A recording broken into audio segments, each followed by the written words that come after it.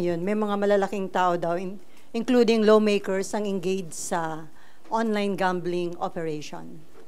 Very good. That has to be investigated. Dapat imbestigahan. Sino yung mga politiko, sino yung mga malalaking opisyal na involved sa online gambling, online gaming? Sampahan ng kaso ombudsman. Sampahan ng kaso Sandigan Bayan. Find out who these people are. Illegal yung operation. Pero kung legal, sir?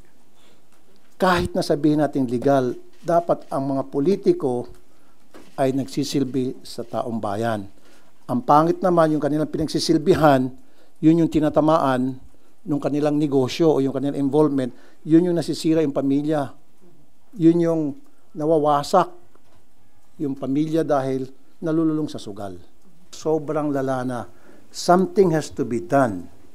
That's why I'm filing a bill na total stop, hindi yung regulated. Hindi yung strictly regulated. For me, no.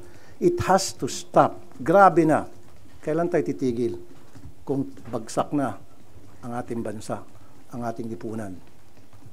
We have to step on the brakes right now. Now, here comes online gambling na hindi lamang mga adults ang nalululong, kundi ang nakakatakot dito, mga kabataan, estudyante, as young as 10 years old. 9 years old, naglaro ng scatter. Hindi nakapag-aral, hindi nakapagtulog, hindi nakatulog, kumukupit sa kanilang mga magulang para makapag-scatter lamang. Ano to? Anong klaseng bansa meron tayo ngayon?